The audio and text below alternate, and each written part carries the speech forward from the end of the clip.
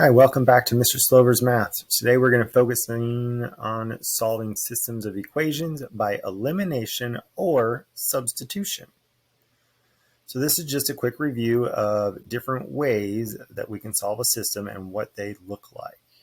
So yesterday, the lesson was on solving a system of equations by graphing. So that's this middle section.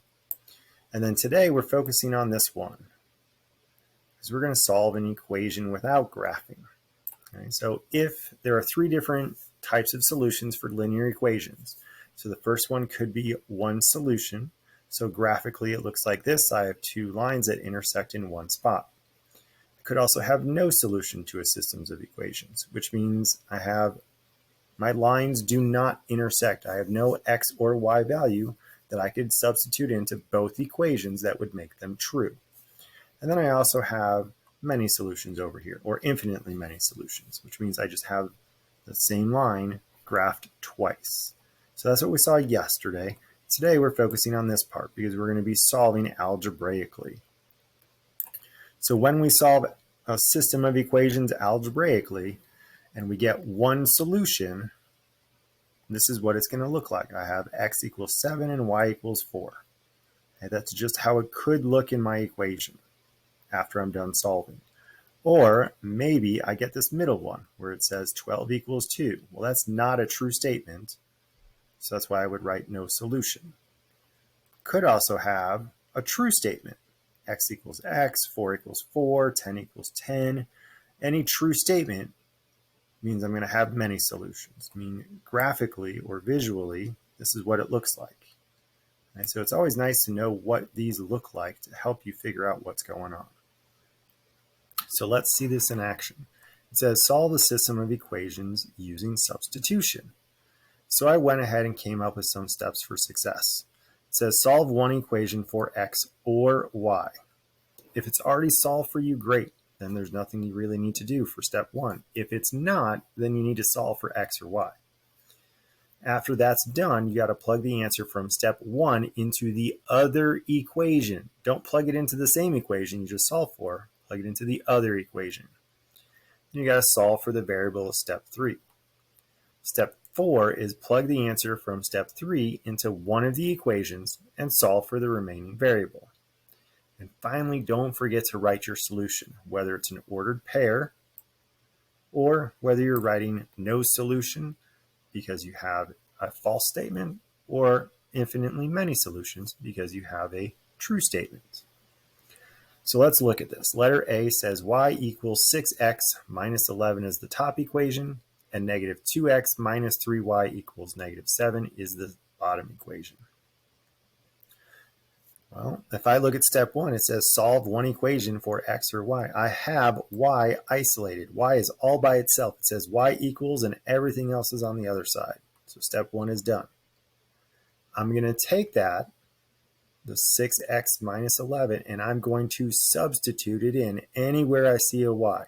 So I highlighted this, and I'm going to substitute it in where I see that y. That's what the arrow is telling me I'm doing. Everything else stays the exact same. So the negative 2x is there, the negative 3 is there, but instead of a y, I'm substituting in that information. And I like to put everything that I'm substituting in parentheses. So that way I know it's really, in this case, negative 3 times all of this stuff. Right, so I would encourage you to put that, any substitution that you do, make sure you put that into parentheses. And then the equals negative 7 is still there. That did not change. So after I substituted that in, I am distributing. I want to get rid of those parentheses. So negative 3 times 6x was negative 18x. Negative 3 times negative 11 was positive 33. So I distributed the negative 3, and now I'm looking for like terms. I'm going to collect like terms. Well, that's why I highlighted in pink. 2x minus 18x, they both have the variable x. They both have the same power. So I combine them exactly what's printed, 2 minus 18. Or sorry, that's a negative 2. Sorry, I missed that on the highlight. So negative 2 minus 18. So I get negative 20x. Everything else stayed the same. Now I'm back to solving my equation. So I'm undoing addition with subtraction, and then I'm undoing multiplication with division. And I get x equals 2. Now normally this is where students like to stop, but I'm not done. Okay, I solved for the variable. I did step 3, but now I got to do step 4. Plug the answer from step 3, which is what this is, into one of the equations. It doesn't matter which. I like to always say, pick the one that looks like it's the least amount of work, the one that looks like it's going to be the easiest. Well, to me, that top one looks to be the easiest. So over here, I have that work supporting the y value. So y equals 6x. Well, instead of that x, I'm plugging in what x is, 2. Everything else in that equation stayed the same, 6x minus 11. 6 times 2 minus 11. So I'm following my order of operations. I'm doing the 6 times 2 first, which gives me 12. And then I'm going to do 12 minus 11 to get 1. So now I have this ordered pair 2, 1. You're thinking, well, how did you get that ordered pair? Anytime you graph something, it's always x, y. So I'm choosing my x value first, and then my y value. It is important that you identify after you solve what it is. Don't just tell me this is 2. I need to know that it says x equals 2. Don't tell me this is just 1. It's really y equals 1. So if you were to graph these two lines, they would intersect at 2, 1 on a graph. All right, letter B. I don't have y all by itself or x all by itself. So that means I need to solve. I need to get one of my variables all by itself. And in this case, I chose the bottom equation to solve for because it looked the easiest. It looked like if I just add x, I'd get y all by itself. So that's what I did. I added x to both sides of the equal sign. I get y equals 3 plus x are not like terms. Right? So they stay separate. That's why it says y equals 3x. So now, step 1, done. Step 2, I need to take this and substitute it into the other equation. So this says y equals, so where I see y, I'm going to plug in 3 plus x. Everything else still stays the same. The negative 3x, the plus, the 3, the equals, and the 4 all stays the same. I'm just substituting the y for this stuff. And once again, with that substitution, I'm putting it in parentheses. So that way, I know I have to distribute. Because once I plug it in, I got to do this distribution. I want to solve for x, so I got to get rid of my parentheses. 3 times 3 gives me 9. 3 times x gives me 3x. So the distribution is done. Now I'm collecting like terms, and I highlighted them. Negative 3x and positive 3x. They have the same variable and the same power, so they are like terms. So negative 3 plus 3 is 0. Notice I said 0. I didn't say it's x. It's gone. It's 0. Negative 3 plus 3. I'm not writing anything with it. It's gone. I'm left with, though, the 9. On the other side, I have a 4. Don't add in a variable. Right? Negative 3x plus 3x is gone. That's what I'm trying to stress. Do not add in another variable because you feel like it has to have a variable. It doesn't. The variables canceled out. Now you got to think, does 9 equal 4? No, that's not a true statement. 9 equaling 4, that's not true. Because it's not true, it's no solution.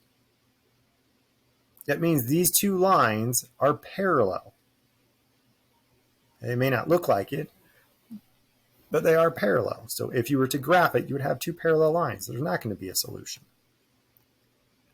So these two focus on solving by substitution. Okay? Think of like a substitute teacher. When your teacher is gone, a different adult is in the room, but it's not the same person. So you're substituting your math teacher for a different teacher, right? Substitute teacher. Okay? The second part of the lesson is elimination. You're going to solve the system using elimination.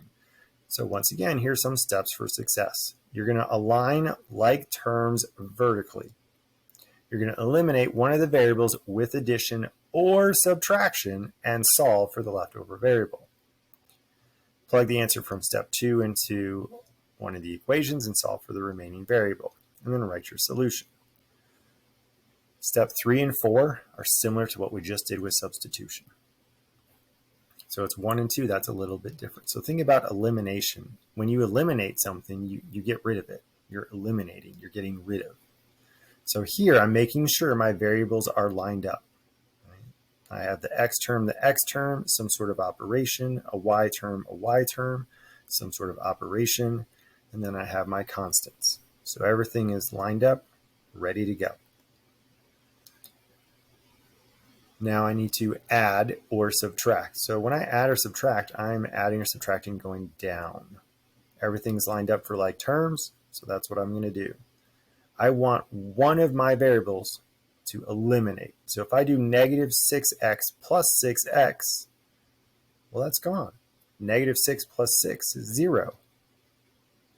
My x is eliminated, and that's what I wanted. One of my variables to eliminate. Perfect. I keep going. 5y plus 4y. Well, that gives me 9y. 1 plus negative 10 gives me negative 9. Notice there's the equal sign in there. Still got to make sure that equal sign is in there. So I've got 9y equals negative 9, and now I solve. I get y equals negative 1. All right, so I got my y value. I got to find my x value. So I'm going to take y is negative 1, and I'm going to substitute it into one of the equations. It doesn't matter which. So it looks like I chose the bottom equation. So 6x plus 4 times negative 1, I'm just substituting in negative 1 where I see y, equals negative 10. Following the order of operations, so I'm doing this multiplication first to get the negative 4, and then I'm solving for x. And I happen to get x equals negative 1, which is the same thing that y was. That's okay if they're the same number. And then I write my answer as an ordered pair because I have an x and a y value. Negative 1, negative 1. So graphically, visually, if you were to see this, it would be two lines that intersect at negative 1 and negative 1. Example B.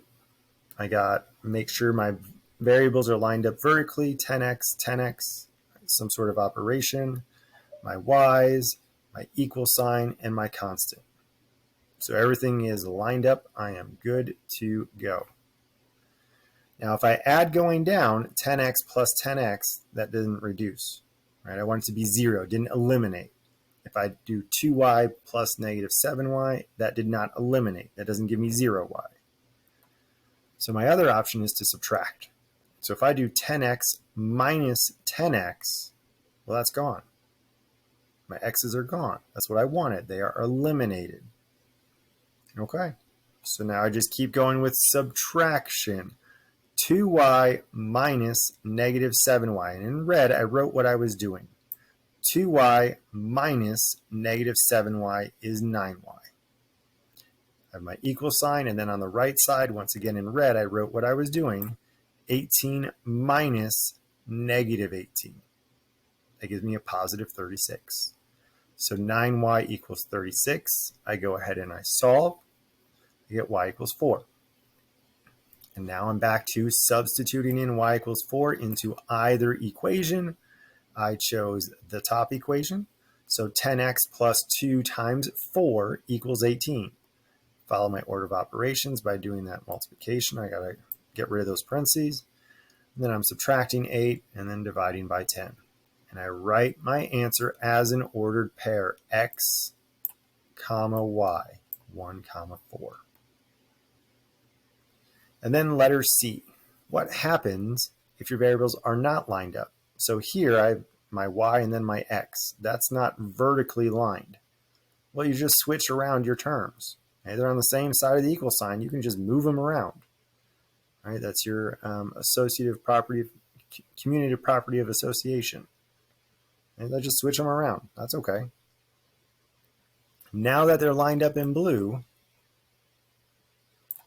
I need to go ahead and I need to either add or subtract. So in this case, 4x plus negative 4x, I'm adding. That became 0. My x's were eliminated.